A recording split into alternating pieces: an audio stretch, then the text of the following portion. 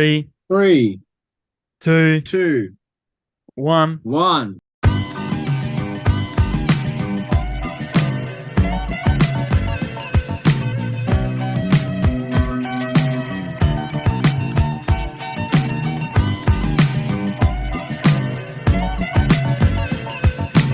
Yo, What's going hello, on? welcome This is back. strange. This is really This is strange. very strange. This is so strange, right? Yeah. It's wild. Welcome back to MOZAM GEEK. I was about to say Mozambique Because of, we, but that's yeah, welcome back. Because we last week's episode was a banger, wasn't it? Definitely. it was so last week's episode was incredible, man. It was like it was monumental. It was wild. Um it It's has been a been hot a hot minute. It's minute. been a It has very, been a very very hot minute. but stay tuned Very for the hot, like Australia at the moment.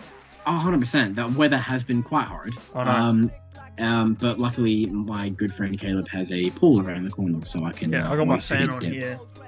Oh yeah, nice. I got a fan trying to keep me cool.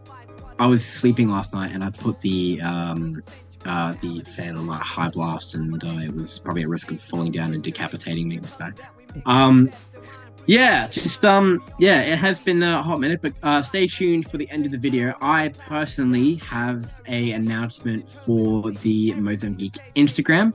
Oh yeah, cool. What's going to be happening with that? Yeah.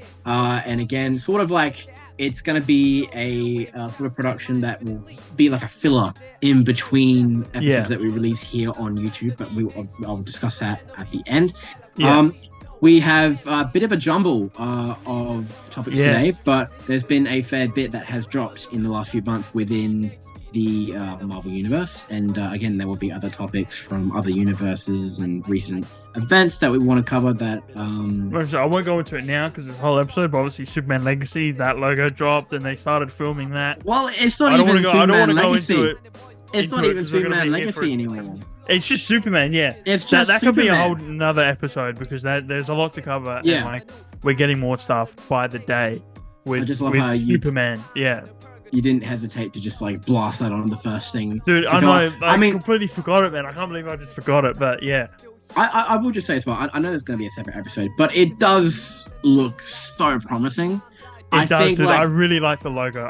The logo looks so sexy. And like I hear a lot of people online say, with it being basically the Kingdom Come, but yeah, it's essentially Kingdom Come. It is, and they're just like, well, why would it be Kingdom Come if that's representing an older Superman? But this is a younger take. But it's like for me, like I don't really care. Like I don't either. Like, I don't give a shit, man. I just want a Superman movie, dude. The thing is, like, it's actually a good logo. Like, it's actually. I think it looks great. I think it works. I think it looks phenomenal, and it's like David Corset. I think he is kind of again perfect choice for a younger Superman, and I can't wait to see what James Gunn does. Again, it looks so promising. Yeah, I'm very excited. I haven't been this excited about Superman in so long, which is really saying something. Oh no, dude, legit, yeah.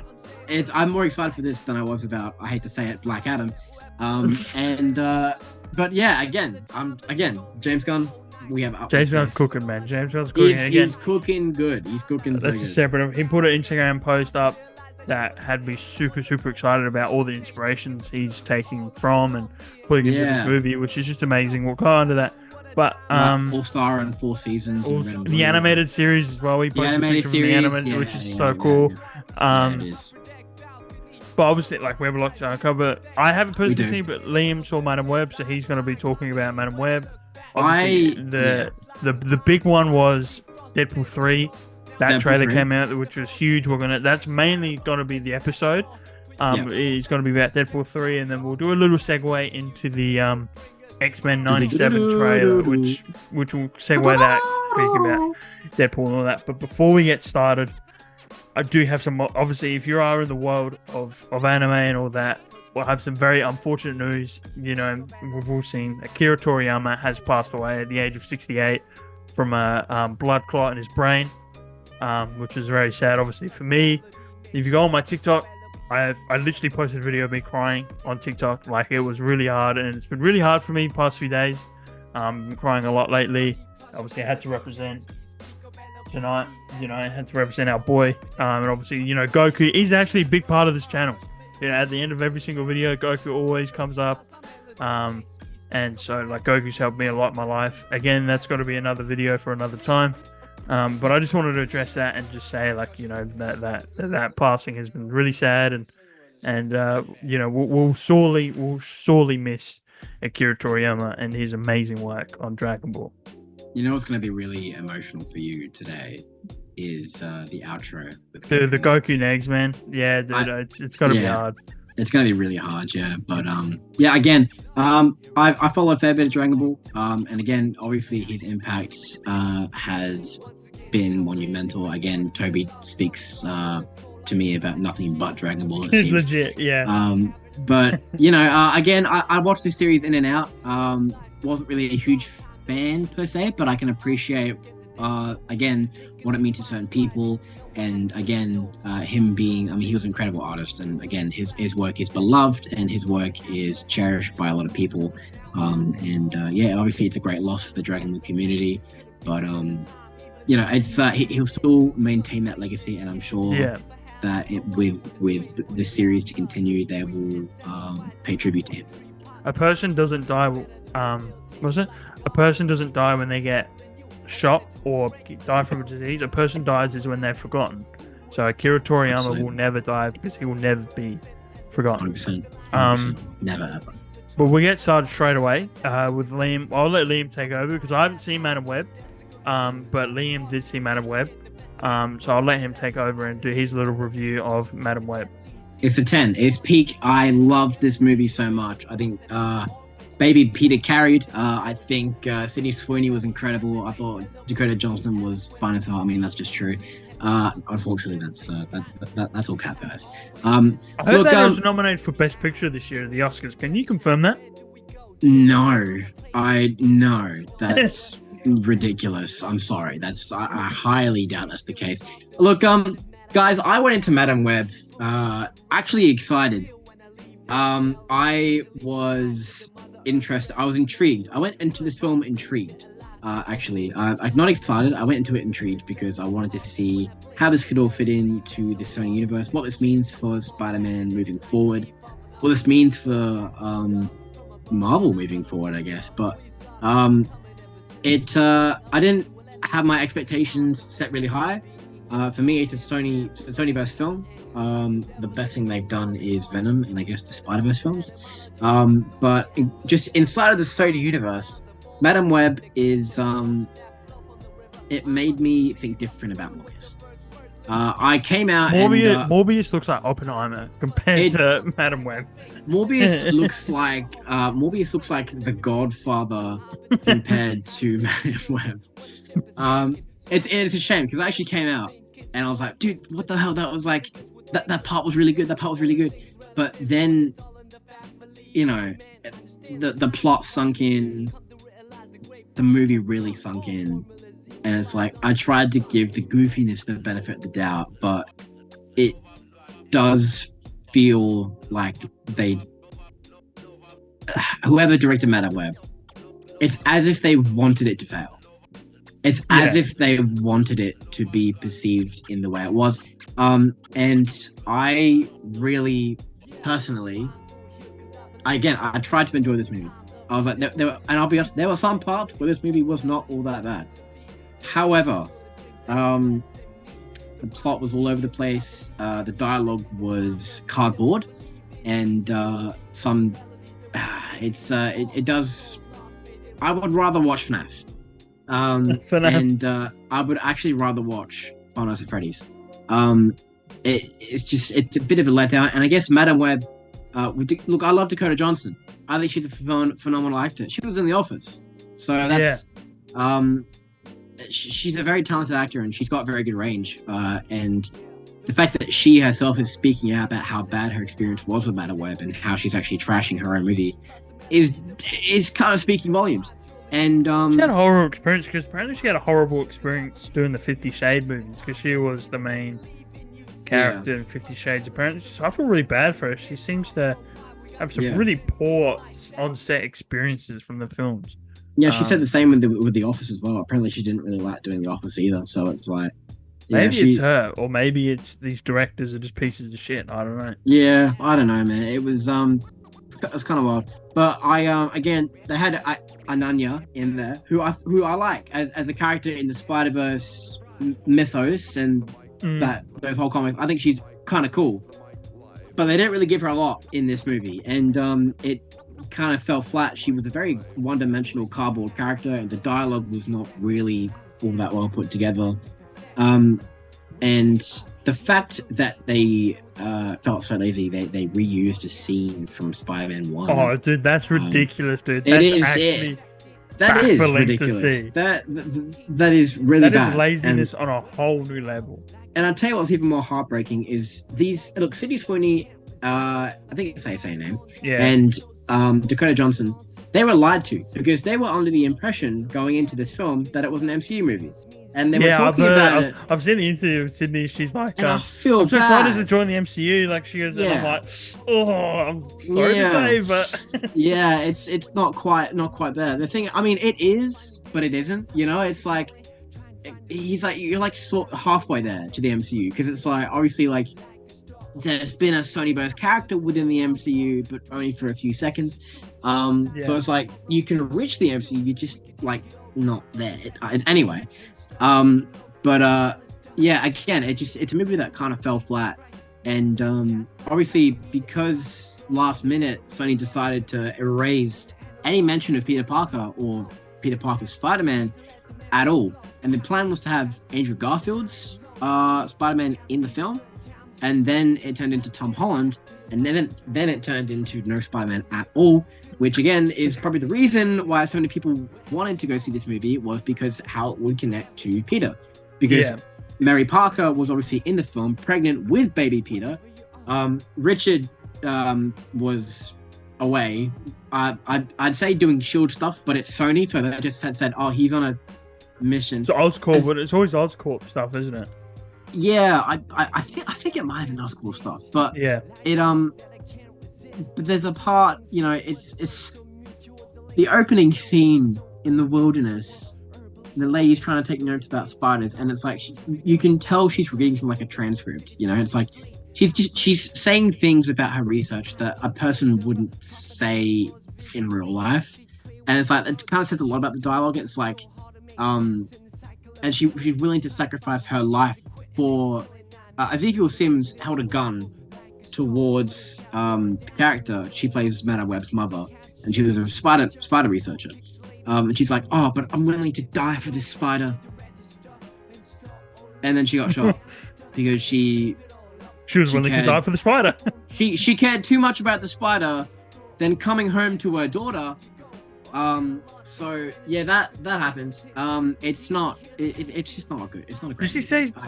Does she say something about spider people? She goes, is this like something like a spider person rather than like doing like a Spider-Man? You know what I mean? She make like obvious Spider-Man thing. It was a fucking outrage. It was like I'm in my seat, irritated with my friend. What's the line? Do you remember the line? They were in. First of all, it happened twice, and this is the only reason it's because this happened. It was because of Sony. But the first time it happens is they're all in this jungle together, and it's with all the characters with Dakota Johnson's Madame Web, and they're talking about like, oh, we saw Ezekiel Sims, but this guy, he crawls like on walls. He's almost like a spider, a spider, and I'm like, person. I'm like, the fuck, man. What is that? Just but say it's like, Spider-Man, dude. Just say Spider-Man, bro. Like, come on, bro. It's like, bro, like, how can you have like a Spider-Man spin-off, but you just can't mention Spider-Man being like quintessential part of Madame Web's character? See, that I just can't understand. And it's like Sony has tried so hard to take off with these Sinister Six Sony films, which are pointless, going nowhere. And I know, because they were all supposed to be connected to Andrew Garfield, weren't they? No one's excited for the end result, and no one. I'm sorry, but like, it's just I don't really think it's gonna happen. I'm saying it now, and this is before I see Craven, which I'm actually. It looks decent. Out of all the Sony movies, it looks decent. Yeah, and I hope it's honestly. I'd say the trailer actually does look better than the entirety of Madame Web. Yeah. But again, it's just like I can't trust Sony anymore. I can't trust with how they present, with how they actually follow through. And again, because I went into Madame Web genuinely intrigued. When I came out, I was like, "Oh, that's kind of good." But then it sort of sunk in, and it's just like that was fucking dog shit. And it was just a pointless movie, you know, because it's like the ending scene with Madame Web, and she's got a wheelchair, and these like men. It's the friends you made along the way, bro. Literally, and it's like, it's just like she got these like Men in Black glasses on, and it's like, but that's the thing is like because they casted Dakota Johnson, Marvel has this sort of like ideology and this stigma amongst actors that they need to cast younger so the movie can sell. Like, I think personally, if you were going to cast someone as Madame Web, if you said Dakota Johnson, it's kind of with Aunt May, you know? Yeah. How they had to de-age her so she could be all young and sexy and it could be in the Tom Holland universe. In the Tom Holland universe, and they're kind of trying to do the same thing here with Madame Web, and it's like, I mean, I'm sorry, but let's be realistic. We're not going to see her ever again in a Marvel or Sony movie. No, I know. I mean, like, what was the point? You could have just like casted someone who is actually like. I'm not saying Dakota Johnson's a horrible actress. She's phenomenal. I mean, she's great, and she did the best of what she was given. What she was given was cringe, but again, she like did her best, you know. But I think there were so many better actresses to sort of pick from. I remember seeing a huge fan cast of like Sandra Bullock. I remember seeing everybody wanted Sandra Bullock in a potential. Yeah, like if they ever did Madame Web, a lot of people, because she's much older, but also she's very good looking. Yeah, 100%. That actually would have been a better choice in my opinion. But I think what that's from is because that Netflix show that came out called Bird Box. Yeah, and she had like the blindfold, yeah, and she looked like Madame Web, and I feel like people sort of like drew that as like, oh, yeah, she would be perfect. Honestly, I can see it, but they just didn't want to do that. They wanted it to be all young and sexy and stuff. And my biggest problem with this film was Ananya and the other two forgettable as fuck characters. I'm sorry. They had 2 minutes of screen time with their spider suits. And they look so good as well, which is such a shame. Yeah, and they didn't show them getting their powers, but what we did see was flashbacks or flash forwards, sorry, if you will, of where these characters are going to lead up to be. And it's like, if that's the case, what is the point of having them in the movie if they're not going to be given an origin? I mean, it's not like they're going to be given an origin now. Look at how bad the movie flopped. Who the fuck in their right mind wants to see these characters again? Dude, legit. I mean, seriously, what was the point? Just show them getting bitten, and that's it. That's all you needed to do. But it's like, I mean, it was just, man. It's like they all had like clear mommy issues as well. So it's like, Madame Web was like more like a babysitter the entire movie. But yeah, and, okay. What I found really, really fucking annoying is that Peter Parker is physically in this movie in the last end. He's literally a baby, right? He'd just been born. He just popped out, right? Of Marianne, right? And it was honestly the best part of the fucking movie. But when they're talking about how she's in labor and she's pregnant and she's in the room with her friends, are talking about what she'll do when she gives labor and like, what are you gonna call the baby? And she's like, she plays this game. She's like, oh my god, but guess what it's gonna be called? Like, I want you all to guess. And she's like, Ben, Stuart, Michael, and then Goku, Goku, and it's like, his name's gonna be. Oh, and don't tell me like cut. They cut off Peter. They cut off. Oh my god! And a balloon pops, right? And then they don't see Peter at all. And it's like they can't. So how Sony owned the rights? What I can't get around is Sony owns the rights to Peter Parker's character, but won't even name him in their own movie. But you know what's really funny when they say about Peter Parker? I don't get it. It's like they're holding up such a because Feige's like trying to get the rights, and they're holding up such a fuss of letting it go, but then they won't even use it in their own movie. Like, what's the point of you having the name? The only reason they want to keep it is obviously because of the animated movies, like they're doing them across the Spider-Verse ones. But besides that, they have nothing towards Spider-Man. Maybe they have a little bit to do with the games, the Insomniac games. Yeah. But mostly their thing is from Miles. But there's one more movie and that's it. Like, they have nothing. Like, just let it go. Yeah, like, I feel like after Craven, I mean, okay. We're getting another Venom movie as well, which is nobody asked for. I was about to say, actually, funny enough that I should say that, as much as these films, Madam Web and Morbius and Craven, are more or less going to be going nowhere, I'm sorry.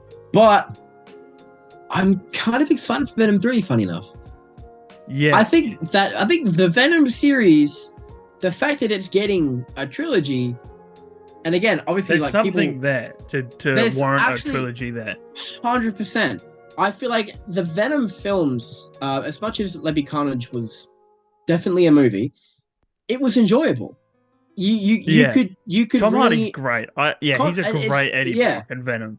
100%. And the first Venom is definitely one of the strongest. It's a good movie. I really like the first Venom. I enjoy it. Every time I watch it, I get a lot of fun out of it. Yeah, 100%. And it's like, because Venom 3 picks up right after No Way Home. Yeah. Like right after it. Like, he comes back, yeah. Yeah, someone consider it a No Way Home sequel, which just makes no sense, but alright.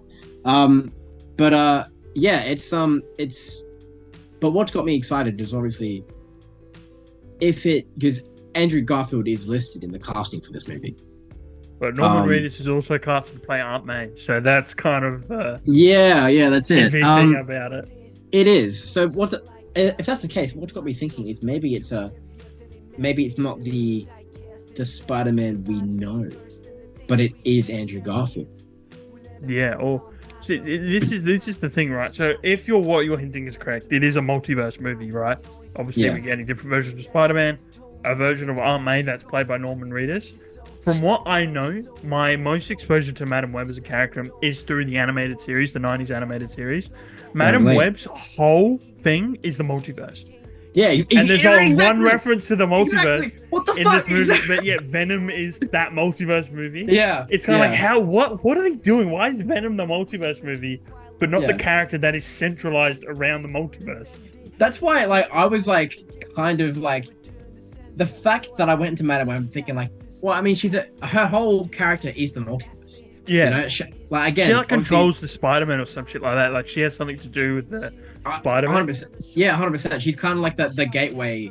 She kind of like plugs the timelines and kind of like ensures that these people get bitten and get their powers in their respective universe. She's a really big character, and I was like, whoa, they're making a Madam Web movie. Does that mean she's gonna like draw into Spider-Verse? Because that makes so much sense, right? It feels like she'll draw into the MCU as well, you know? Right, exactly. And it's like that's the potential Madam Web would have had to connect these universes and to connect it to other Marvel media and to bring in, again, Madam Web could have helped out the Spider-Verse films in a huge way. Dude, in a huge way. It would have helped them make a lot more sense, because I think a lot of people are confused and like, well, even I'm a little bit confused in kind of what's going on with the Spider-Man multiverse, because I think it definitely has gotten out of hand. It's more so with the MCU rather than the Miles Morales type of stuff. So the Madam Web movie would have helped me just kind of put things in order and kind of balance things out. Like, this is the direction MCU's going in. This is the direction Miles Morales is going in. And plus you get some fun Easter eggs, like maybe an Andrew cameo or Eddie Brock cameo or something like that. But they said, fuck that. Here's this reused scene from the first Spider-Man film. And it's like, what the fuck? It's just... here's three Spider-Women that you'll never see again. Exactly. It's like, what? And again, it just shows that they really wanted to make this, like, it was purely about... This film is purely about looks. I'll be honest. The three coolest parts about this movie, I'm being completely honest.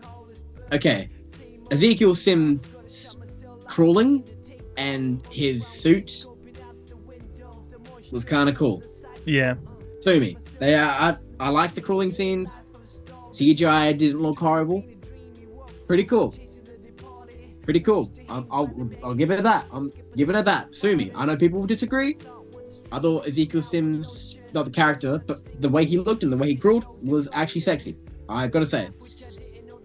The second thing I liked about this film was the casting of young Uncle Ben. I can't remember the actor's name. Yeah, he's been in a few things. I think he was in Parks and Rec. But he was. He played a big role in Parks and Rec. I'll be honest. Definitely my favorite part of the movie. If I had to actually pick a part, I thought he was actually. It was cool to see Uncle Ben younger. You know, it wasn't cool to see Madame Web younger because that made no sense. But it was cool to see. It was cool to see younger Ben, like, in his prime. You know, that was cool. I'll admit. And the last thing I liked about this film was the last scene with baby Peter Parker, which is clearly Peter Parker, but they just don't want to name it. So it's like, if you don't want to name it, why have him there? You know, essentially, for people that don't know, like, obviously, like, we all know it's Peter Parker. People that don't know, they're probably thinking, what is this random baby? Like, who is this random baby that we've seen? Yeah, I'd be so confused going into Madame Web if I had never seen a Spider-Man movie. Like, dude, legit. I would, like, I feel like if I had, like, imagine saying to your friend, like, oh, I'm really looking to get into Marvel. Like, I just don't know where to start. Well, boy, I got the movie for you. Oh, brother.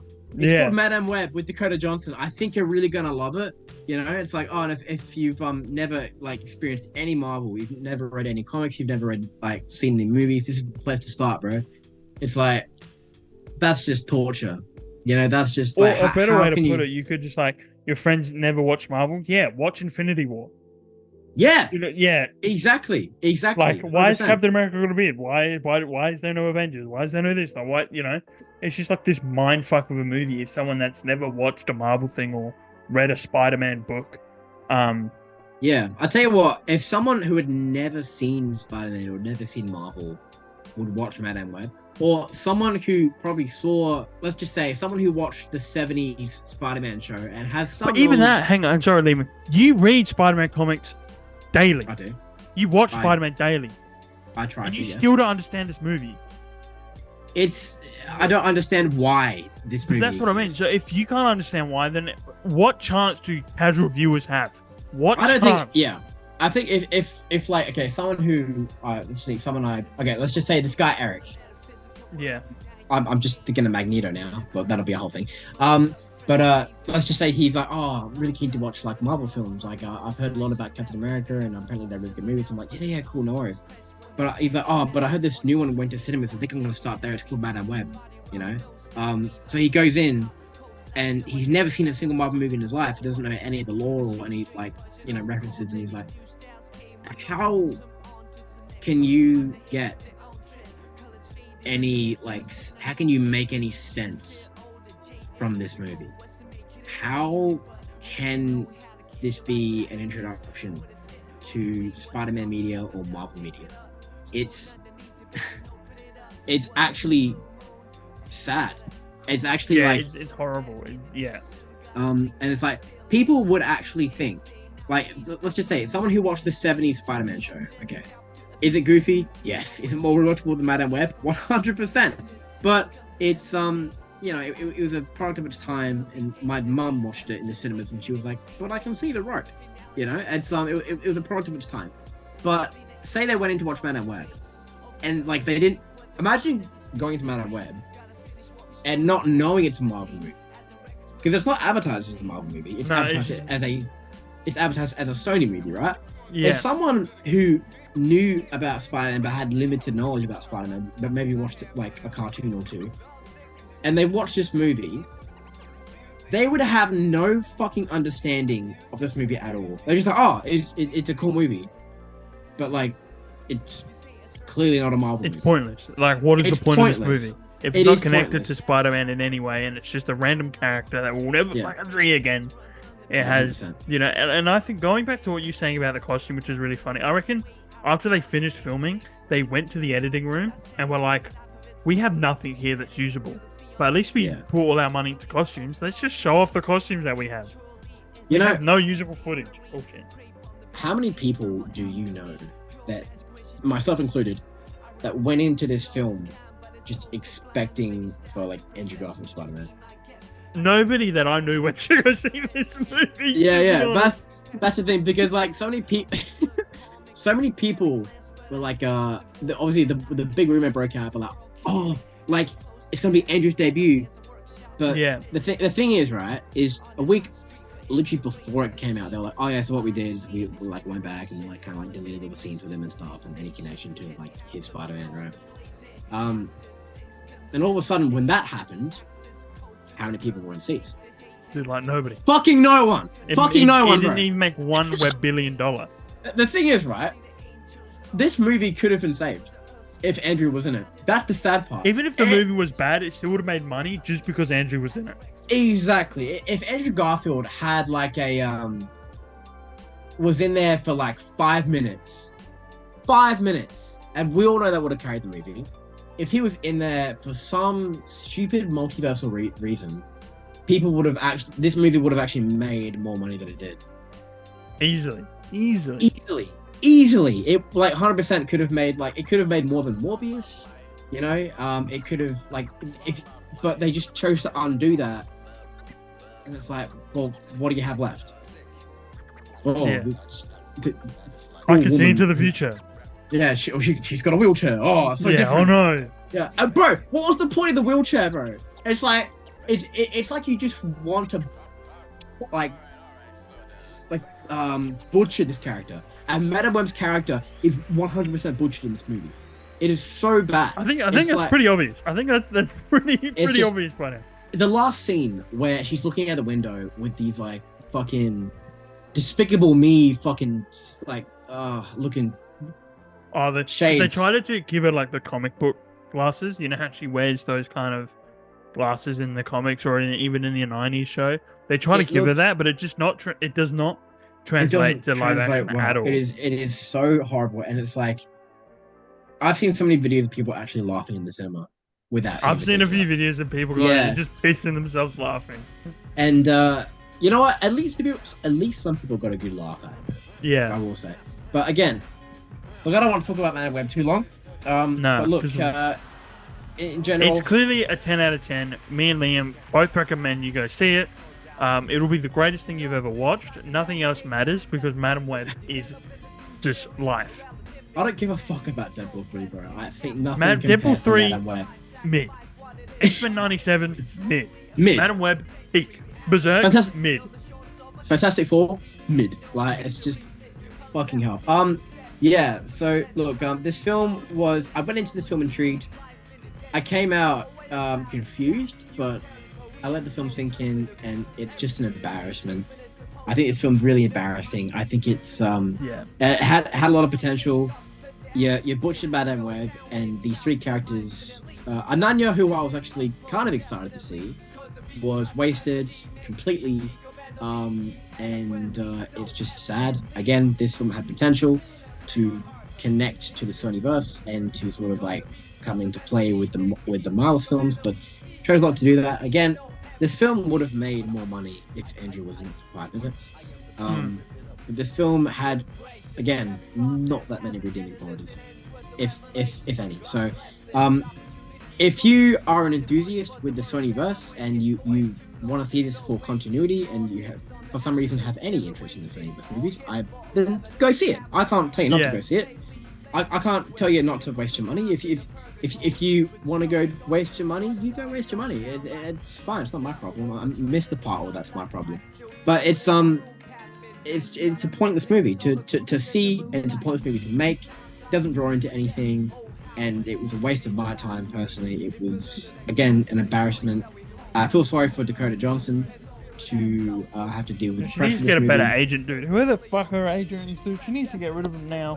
Yeah, 100%. And the fact that Sydney Sweeney was on SNL last week, and she was talking about like her acting career. It's like, oh, I was in Euphoria, but you definitely didn't see me in Madame Web. It's like, so like, there's like two main leads of this movie, fucking shitting on it, dude, which is sad. It's horrible. Because it's like when Ryan Reynolds came out with Green Lantern, right? He was talking highly about it, even when it just dropped. Years later, when it actually like sunk in, he's like, yeah, that was absolute dog shit. Like, but this movie just came out. Like, it's fresh. It's still fresh, and it's already hated, which is sad, bro. There's a really funny clip of Chris Evans on Jimmy Kimmel, I think, and Jimmy Kimmel asked him. He goes, "When you make a bad movie, how do you?" When people ask you, like, how do you address, like, when they ask you, because obviously you have to promote it because you're paid to promote it, like, you have to make it look good, but you know it's bad. How do you go about that? And he goes, you just say, like, it's fun for the family, like you know, it's holiday fun. He goes, if you go back, you can see a lot of actors just say that about their films, like, it's family fun. And so now I know when they say that, this movie's just going to be horrible, because it's just it's the only way they can get people into seeds. Oh, it's a fun family film. When I'm old, I honestly think that if my grandchildren come to me and like they want like some Spider-Man trivia, and they mention like, oh, there was that movie that came out in like 24, Madame Web, and I'm just like, what? Oh yeah, that piece of shit. Yeah, I forgot all about that. Like, damn, what's the cast doing nowadays? Whatever happened with that storyline? Because it's like, who's like, if they in the unlikely event, okay, if the almost impossible event happens where they make a sequel to Madame Web, who's seeing it? Dude, legit, who is seeing it? Nobody. No one's seeing it, bro. Yeah, I think clearly from our thoughts, nobody's seeing this movie. No. Just nobody's seeing this first one. Let alone if they even think about making a second one. It's like, I feel like if my grandkids came up to me and they're like, oh yeah, like Madame Web, they made a sequel. I'm just like, they did? Like, I just would have no idea. I feel like it'd be like a fan film or some shit online. It's like, I'm sorry. It's like the meme in Endgame. You going, kids, Dad, you remember Madame Web? Can you tell us about it? So that Endgame Steve Rogers like, no, I don't think I will. Yeah, like I would actually rather watch BVS.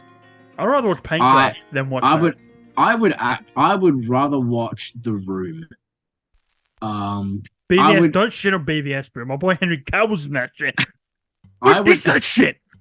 Fair enough. I would rather actually go to the Willy Wonka Glasgow event to see The Unknown than watch Madame Web again. So yeah, that's something. I would rather actually like swallow sandpaper than watch Madame Web. Anyway, I don't want to talk about that dog shit anymore. Let's get straight on to Deadpool 3. 100%. Obviously the trailer came out, the Super Bowl trailer came out, which was just awesome. I mean, there's a lot to break down. I think the most obvious thing to kind of break down is the TVA rocking up to Deadpool's apartment by the looks of things. Because he did bring everyone back at the end of Deadpool 2. He bring back his wife and bring back Ryan, which is awesome. And so obviously the TVA, he's messed with the timeline. Because obviously they were all supposed to die, but he went back and brought all back. And then he gets asked by whatever the guy's, I don't even know the guy's name. He's like, go fix it. Because you're an idiot, you messed up. And he gets introduced to the MCU. Even though he's already aware of it, he gets introduced to the MCU. Yeah. And then we get the cool suit-up scene. And obviously the line that everybody's kind of getting hyped about is that he's Marvel Jesus. He is. And so the main thing with this whole movie is going to be multiversal cameos. I think the biggest one that we're all hyped for is Hugh Jackman's Wolverine. I am super, super pumped. I mean, like I've been saying to a lot of my friends and Liam, this is on the level of seeing like Tobey Maguire again. It is No Way Home. It is absolutely huge, and it's even more exciting because we know he's going to be in the movie now. So it's just that countdown of like actually seeing him on the screen, and he has the new suit. He has the comic accurate yellow and blue suit. Finally, after 20 years of playing this character, he finally gets the comic book accurate suit. And it does feel really full circle because what we know from the leaks is that he actually does get the cow. Yeah. At some point in the film, he will have the yellow cow, and it's. I really hope they white his eyes out. I really hope his eyes are like white out. They do. It's literally in the leak. He has like the white eyes, which is God, man. Which is gonna be something else, man. And this film, I think it's definitely gonna be the second coming of the No Way Home hype. It's gonna be it's gonna be monumental. I think we'll need to definitely book tickets early. I think sure. I'm gonna get my Logan cosplay ready to go. Yeah, I actually was thinking because I think I might do an X-Men character. I think for the occasion, because me myself, I think okay, we'll just like fit this in here for the podcast real quick. Just a quick section. One big thing that I would love to see take place in Deadpool 3, and the reason why I think this will take place is because there's a lot of evidence in the trailer to allude to this happening. I'm a really big fan of Pietro, or Peter Maximoff, if you will, or Quicksilver as a character.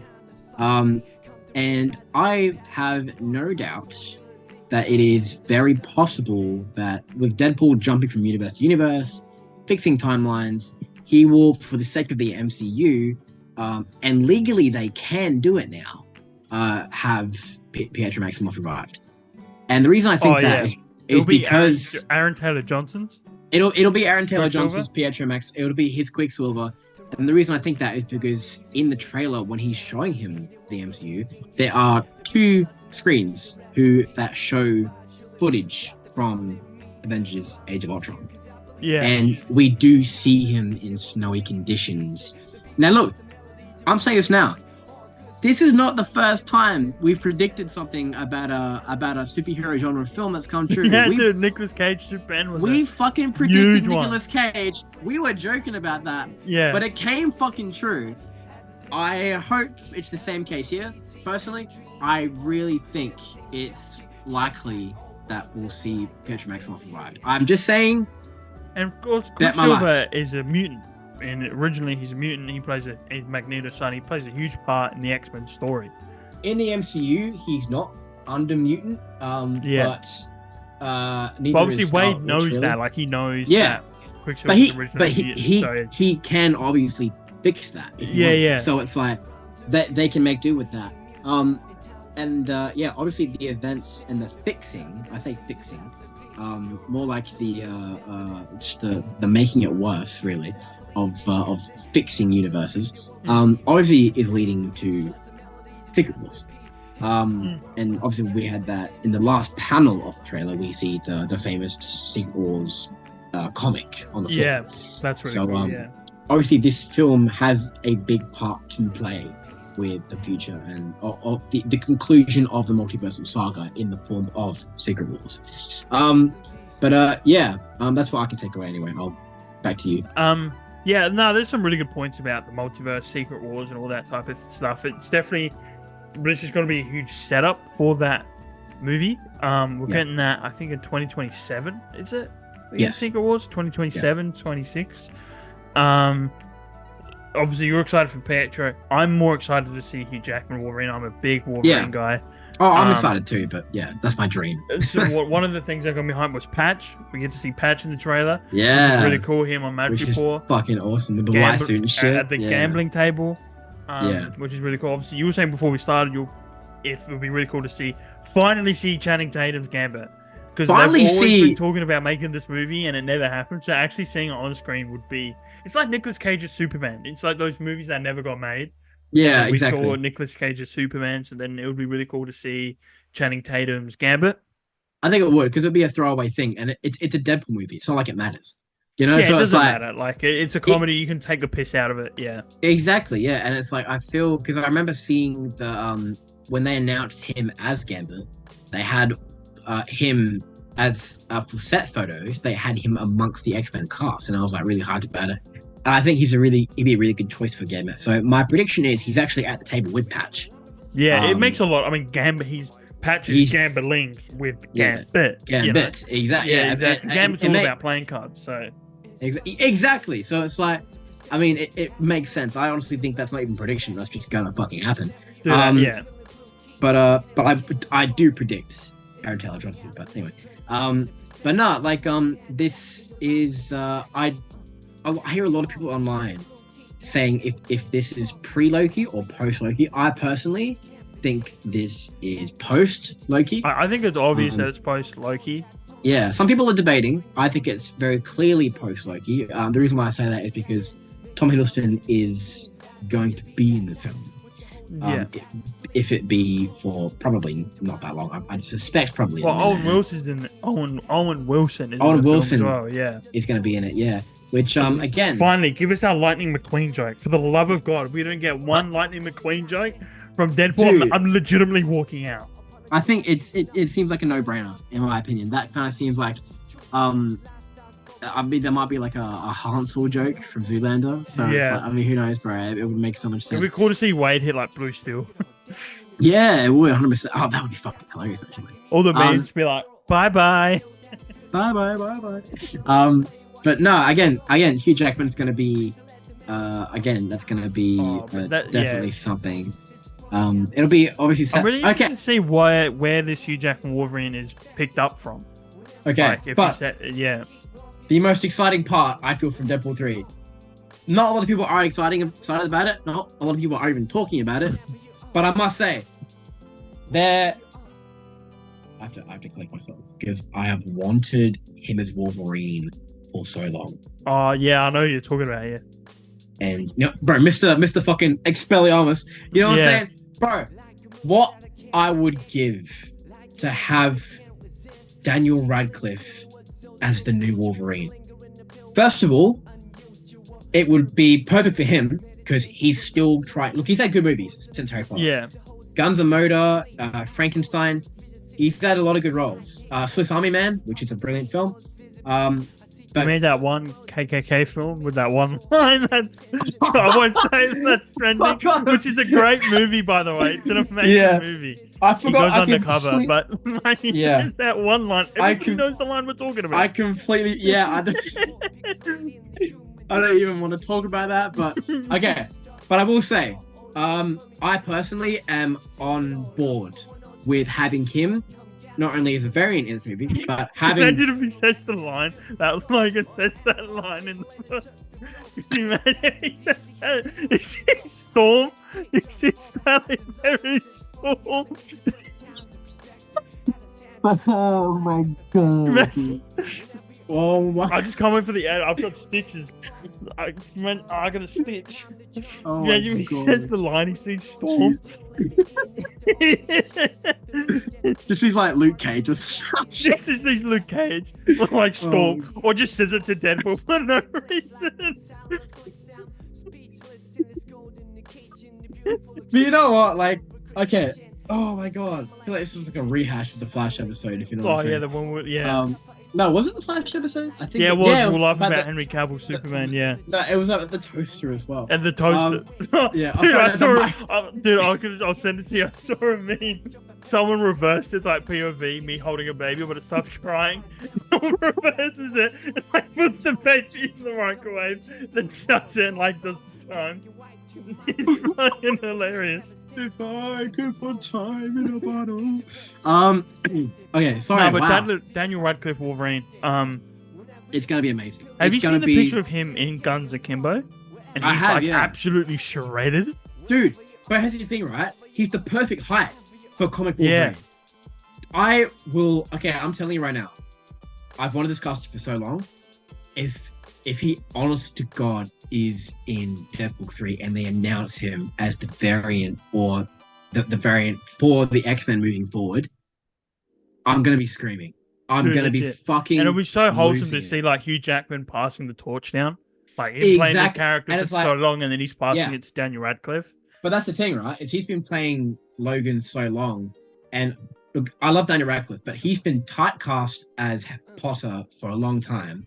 That's why you see him in literally everything nowadays, because he's trying to do as much as he can, so then people can forget him as Harry Potter. My dad was talking about it, but my dad says that like he thinks that Wolverine is the perfect role for him to get away from Potter, because that's what he's trying to do.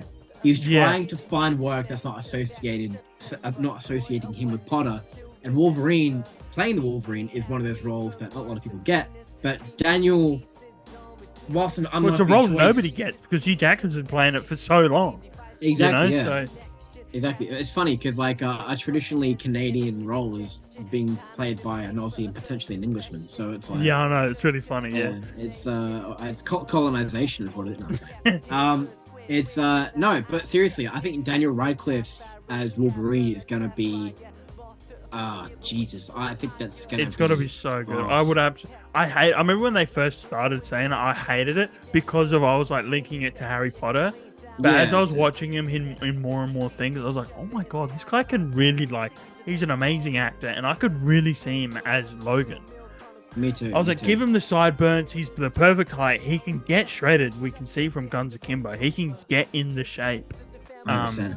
And it's like, for me, it would be wild for Harry Potter fans to suddenly see this, like, what they thought was like an innocent schoolboy turned into this fucking mass murderer weapon. To this nearly mass murderer Weapon X. Dude, their reactions to watching the Weapon X, if we ever get something Weapon X, it's just gonna be horrible because Logan got completely tortured in the Weapon X program. I can expect just to see Harry Potter get tortured. Because I know in canon how much of a massive Harry Potter fan Deadpool is, I can imagine there will be a bit of fucking back and forth with Daniel Radcliffe's Wolverine. Yeah. I think that because fun fact of the day, did you know that Deadpool's actually a Hufflepuff? No, it's not. Yeah, which is Hufflepuff is traditionally known as the that they value kindness and loyalty, and they don't believe they're not fighters, they don't believe in death. But canonically, Wade is actually a very weird case because he is a Hufflepuff. Most people would assume he's he is very loyal though. He is loyal. He kills people, but it's even though I think what it is even though he does murder and kill people, he has the values of a Hufflepuff. He values what Hufflepuffs value, but his way of compensating, his way of conveying it is different. But what he fights for is what Hufflepuff fights for. You know, it's he's a weird case, but he's actually it's surprising because it's I thought he would be a very strange Ravenclaw or a Slytherin, but he's a fucking Puff, which is anyway. Getting off topic, I would really love to see Daniel Radcliffe as announced in this film as a new Wolverine. It's the perfect role for him. It's perfect for him because he needs to get away from Harry Potter. And it would be monumental to see in the cinemas. I can imagine the cinemas now. I can picture it in my mind. Dude, they're going ape shit, yeah. But yeah, the TVA are going to be having. There's going to be what's her name? Rainslayer. Yeah, I know Rainslayer. Yeah. Yeah. But she's gonna. I think she might have a brief part in this film. Because we do see. To see what they do with the one who controls all.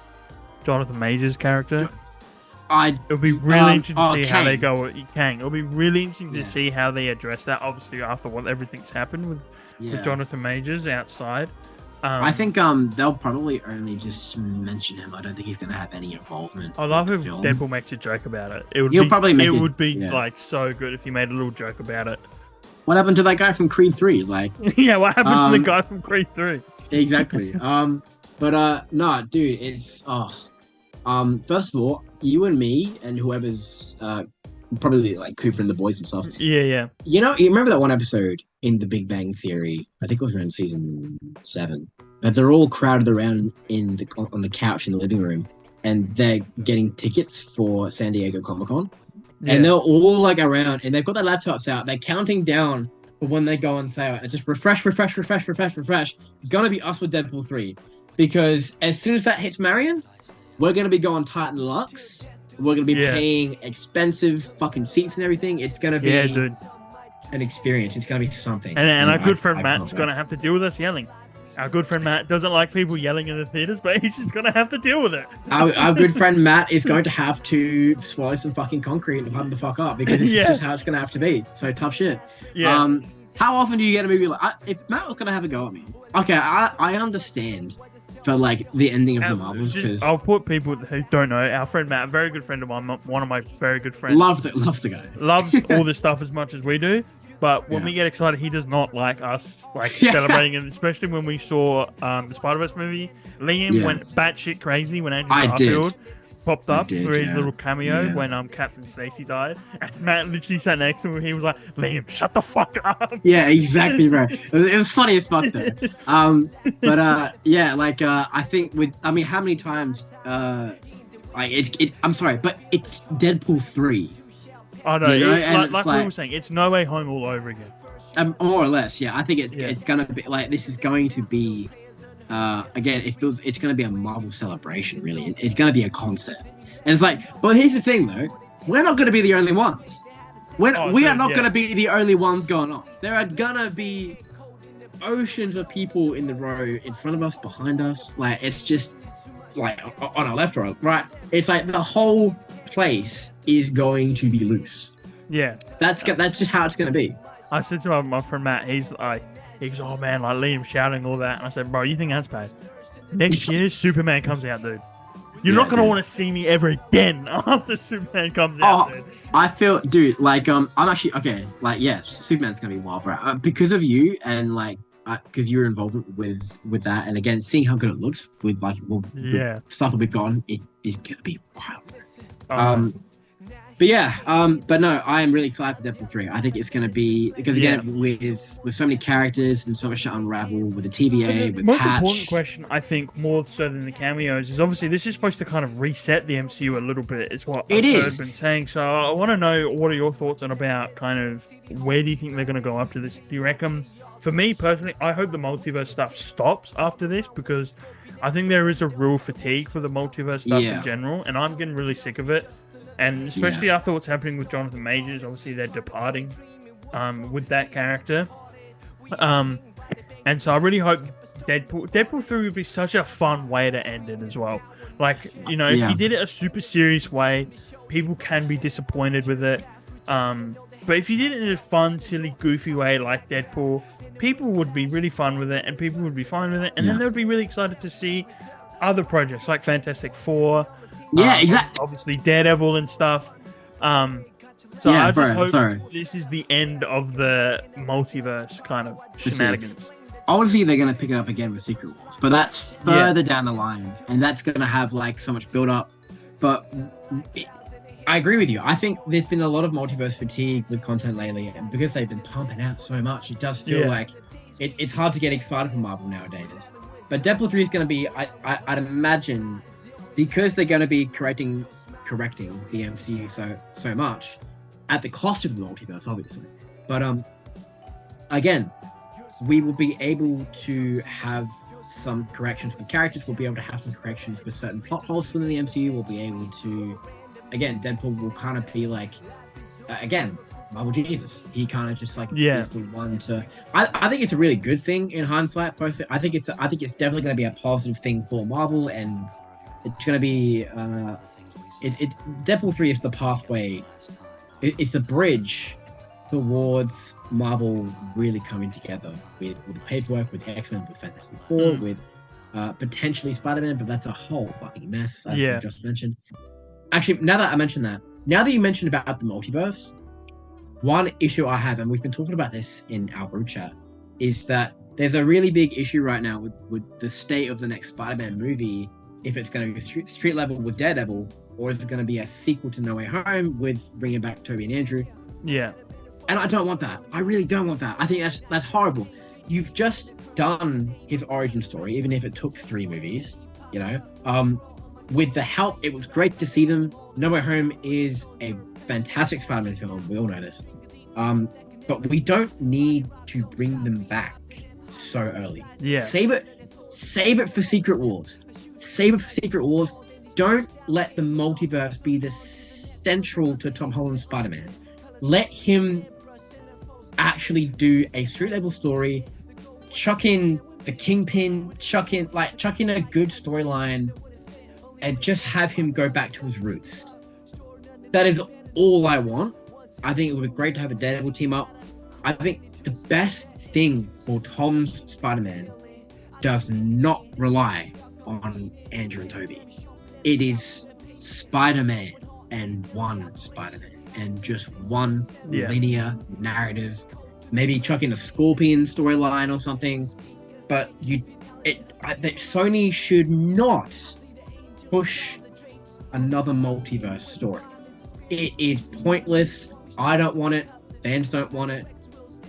We want what we saw in the cartoons. We want what we see in the comics. We want some Tombstone storyline. We want an actual story, not about Peter Parker's variants, but we want a story about Peter Parker as a person. Yeah, because Tom, I think the reason why you bring up the Spider-Man stuff, because I think Sony and Feige are starting to get worried now that people aren't really going into the theaters. I mean, we perfectly explained about Madam Web and the Marvels as well. I think people aren't going into the movies to see these movies. People aren't getting excited for Marvel movies anymore, you know. And I think Feige and Sony are getting pretty desperate, in trying to get butts and seats. And they kind of know that Tobey and Andrew is going to be such an easy way to do it. It's a cop out. And that's why I really, and like I said with Deadpool, I really hope it stops this multiverse fatigue and we get, like you were saying, a really good street level Spider-Man movie. We get a good focus on the Fantastic Four. Yes, again, we can maybe get a really good, you know, we will be more excited for Daredevil, as that is now canon to the Netflix stuff. Which is great. I love that. And any other project they announce coming up, whatever they have announced in between, it just gives more focus to that rather than before. It was multiverse stuff, so only people only cared about cameos. Like Doctor Strange, I enjoyed Doctor Strange, but it was such a big letdown because people like there's not enough cameos, you know. And I think because in the matter of 1 week, we've gotten the official casting of the Fantastic Four, which in my opinion is absolutely fantastic. I think we'll break down the Fantastic Four. Next week, potentially. No, 100%. But I will say, with the Fantastic Four casting, with the trailer of Deadpool 3, and with the trailer of the renewed X-Men 97, I've heard a lot of people say online, and I must agree, for the first time, I am cautiously optimistic about the MCU. Yeah. And I think it does look like they're steering on the right track. It looks like they're starting to put the multiverse fatigue aside and start, because I'll be honest, Fantastic Four is going to be fantastic, but it's going to be, it looks just so, I'm sorry, we haven't even gotten a trailer. And I can already tell with the way it's been, what's the word? Advertised, I guess. Yeah. The way it's been, it just looks like they know what they're doing with this movie. I honestly think it's best if Marvel put aside the multiverse shenanigans, focus on returning to your roots. It's great. I think it's great that Marvel is focusing on the X-Men and the Fantastic Four. And again, because all people seem to want, all Marvel seems to think is that we are just going to Marvel movies for cameos. Do you think we went to Iron Man 1 for cameos? Do you think we went into But I think that just shows the state of Marvel in that nobody cares about the stories anymore. Because we went to Iron Man because Iron Man looked cool. We went Guardians is a great example. Nobody knows who the fuck Guardians of the Galaxy was, and then they walked out of that movie, and now everybody loves the Guardians. I don't know one person that doesn't love the Guardians. And I think Marvel movies got to a state where they kind of were so bad that people were only looking forward to the nostalgia. And when you drive a movie through nostalgia, and I'm guilty of that. I'm the same. I'm obviously Hugh Jackman's a big one, and obviously I lost my shit with No Way Home. But when your number one driving force is nostalgia, you've lost the audience. You've lost everything. You will get cheers. You will get people emotional. You will get people on Instagram and TikTok. Oh my god, seeing Tobey and Andrew again was so cool. In a few months' time, people are going to be like, that movie was kind of fucking shit.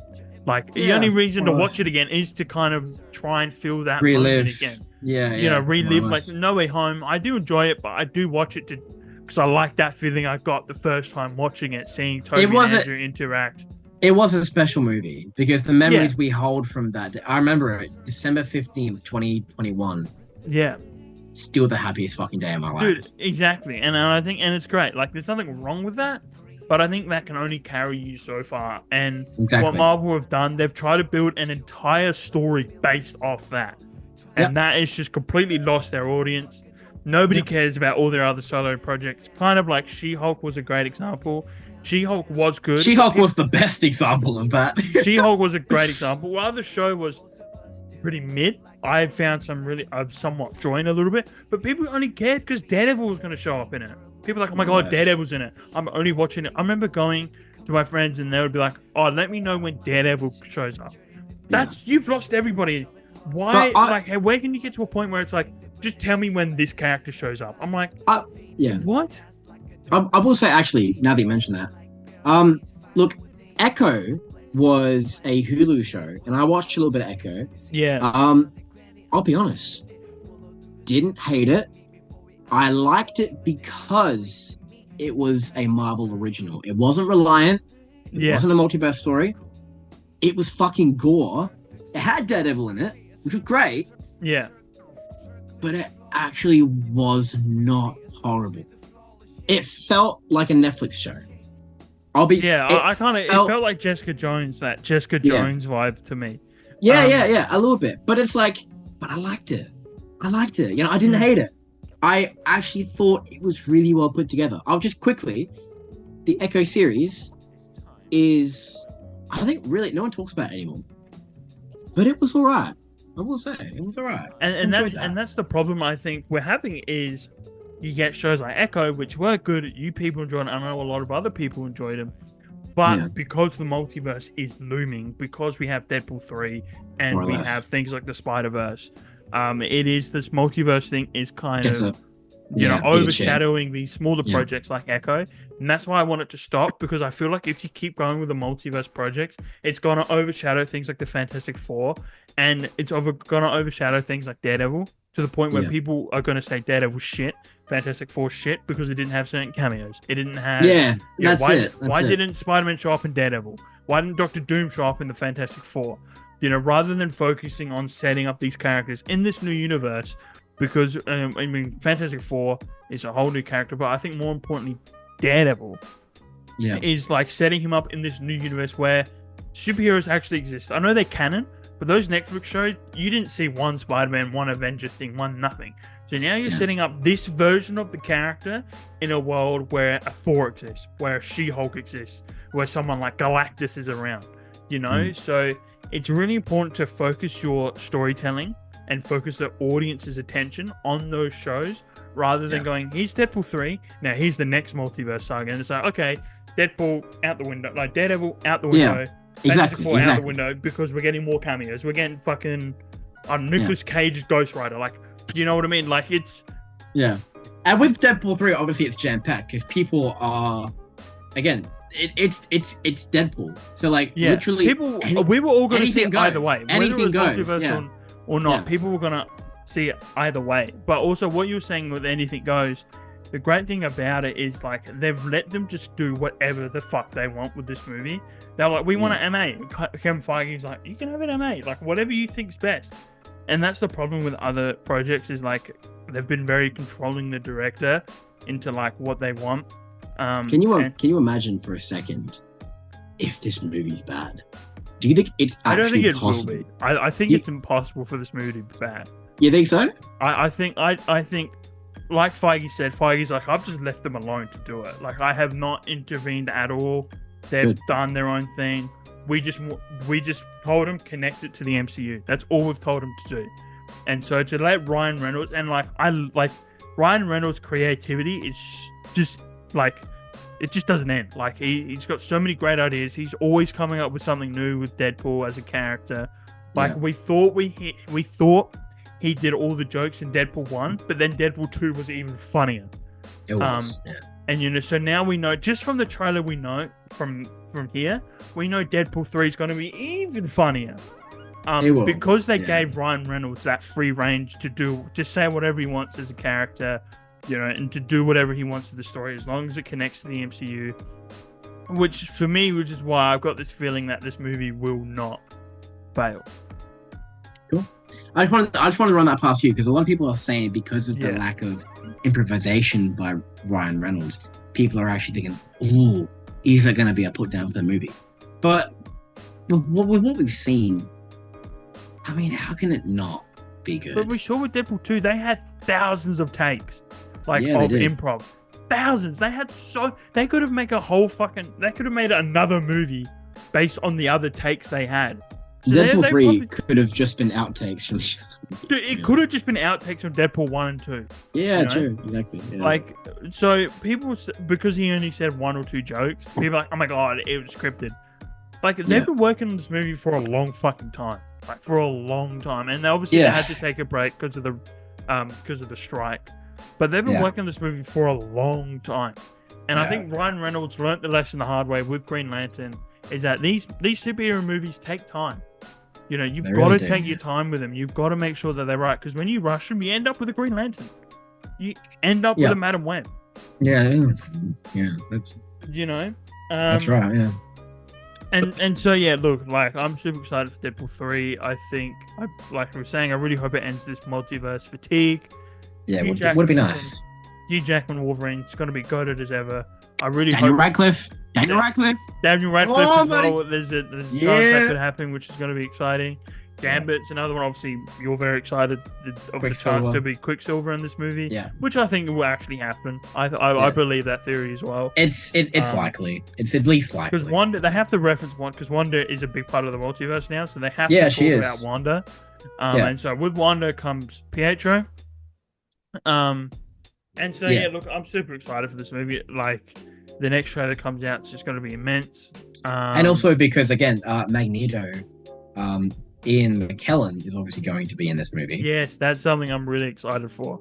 And obviously, Quicksilver and Wanda. That's what I mean. It's pretty obvious that Quicksilver, whether it's Aaron Taylor-Johnson or Evan Peters, Quicksilver there's a very good chance. Ralph Boner, bring him back! Bring back Ralph Boner! Oh my god. So like, either way, Quicksilver will be in this movie. I've got a good feeling, but I'm super excited for. It's gonna be amazing. Deadpool 3. It's gonna be like we keep saying. It's gonna be No Way Home all over again, without a doubt. Absolutely. And so I think now we'll talk a little bit about X-Men 97 because I think we are going a little bit over. I think we've been on this for like 2.5 hours. Just about, yeah. My friends are like, where are you? Oh, no, yeah, same. So I think we'll just skid lightly on X-Men 97, that trailer. Yeah. It looks good. It looks great. It looks really good, yeah. A lot of nostalgia, which is the whole point of the show, is to kind of bring back those memories of watching it as a kid. Animation looks great. I know a lot of people are bashing it. I think it looks great. I like the 3D approach to it. A lot of people complaining there's no 2D animation or very limited 2D animation. I like the 3D animation. I think it's great that, again, Marvel are sort of changing their focus. And X-Men, the Fantastic Four, Deadpool are arguably much more iconic than your She-Hulks and your Marvel. So it's good to see Marvel like taking a big focus. Kind of realize what works for them, what makes them money. Yeah, they're focusing on Marvel's first family, and they're focusing on X-Men, who are, again, one of like when you think Marvel, you think either like Spider-Man or X-Men, like or Captain America. But X-Men typically is one of the biggest associated things with Marvel, and it's had such a big impact. And this cartoon in particular, the 90s cartoon, has stayed in a lot of is to a lot of people the most faithful, and it's their X-Men, you know. So it's like to sort of like I think it's great that Marvel are again returning to their roots and appreciating past and appreciating characters that really need to make a comeback. And again, the trailer looks great, and I think obviously Rogue's ass isn't fat, so what the fuck? I'm playing. Yeah, I'm playing. It's mid. She doesn't have like a bubble butt. But no, it looks good. And again, the with Magneto taking over from Charles at the end, and like, I think it's really cool. I'm excited. Kind of reminds me of when Clone Wars came out, season 7. You know, when they renewed it for one more season and it was like completely peak. I think that'll be the same thing here. I think we'll get a lot of joy about it. I'm really excited. I'm really excited to see other characters we didn't see, like Cable and Bishop. Yes, absolutely. I'm really excited to see those characters. They're some of my favorite X-Men characters, especially Cable. Yeah, that's right. And so I'm super excited. I really hope we get more animated series kind of like this rather than bullshit stuff like What If. 100%, just kind of fun individual stuff. Maybe I would love them to bring Smarty's Heroes back. You know, that would be a top draw. Maybe bring back 90s Spider-Man would be really cool. There's a big chance of that because we actually found out that in the opening scene of the trailer, there's a newspaper. The Daily Bugle. The Daily Bugle, and they mentioned Spider-Man and like on a little panel on the newspaper. And I think they also mentioned Black Cat as well. Yeah. So it's like maybe that'll. I reckon, segue. Depending on the success of this, if it goes really well, they'll do it 100%. They'll segue into a Spider-Man like renewal 100%. Yeah. The only thing stopping that is Sony, which are famously known for fucking that shit up. So it's like, but yeah, 97 looks great. Those episodes coming out, I think, very soon. I think end of this month, first episode comes out. So we're definitely covering that. But yeah, it looks great. Deadpool 3 looks amazing, and Madam Web's the greatest thing that's ever been graced into mankind. So peak. So good. But we will close it up now. We will close up the episode now. We just want to thank everyone. But before we do, guys. Yeah, Salim's got his announcement. Yeah. I do have my announcement. So, fellas, ladies and gentlemen of MOZAM GEEK, as you know, we have had a significant, again, no one's fault. It's just, if this was unfortunately, there was a lot of inconsistency, which is due to life. Yeah, exactly. And unfortunately, the podcast isn't our life as much as we'd want it to be. We've had a bit of issues with scheduling around. And again, if this was our full-time job, we would be pumping out content. For sure, yeah. But unfortunately, it isn't. In the future, we can try and fit that in, maybe make that possible. In the meantime, we are going to be keeping it steady with podcast episodes. And in the meantime, I myself have taken the liberty of doing a segment on the official MOZAM GEEK Instagram where I will be going over fun facts about or certain biographies about certain Marvel characters, certain comics that I am reading at the given time. And I'm sure I'll put my stuff on there. I'll send it to you, and then I'll put my stuff on there as well. 100%. Yeah. I just got to figure out a way to give you those. That's right. I'll just send it to you. I'll film it and send it, and you upload it. Yeah. Yeah, no worries. But I will be doing that as the filler between weeks where we might have a content or something might happen. Yeah. But that'll kind of be a thing that keeps the podcast active. Yeah, so, it'd be great. Yeah, pretty keen to start doing that for you guys. That's awesome. Yeah. I'm really keen to see that. I'm really keen to start working on that soon. Yeah. But thank you very much for coming back for another episode. Again, we do deeply apologize for the lack of content, but we are going to make improvements on that, like the series on Instagram that Liam's going to be doing, which will be exciting. And so next week we'll probably be back at it with a video, maybe something to do with Fantastic Four. We are talking about ranking the X-Men movies, so it could be ranking our X-Men movies. I'm not too sure. Just stay tuned. And I will just say thank you very much for the support throughout the hiatus that we have been on. And unfortunately, this is I haven't got any figures here, but unfortunately, this is a very, very sad and emotional one. Goku names your favorite verse.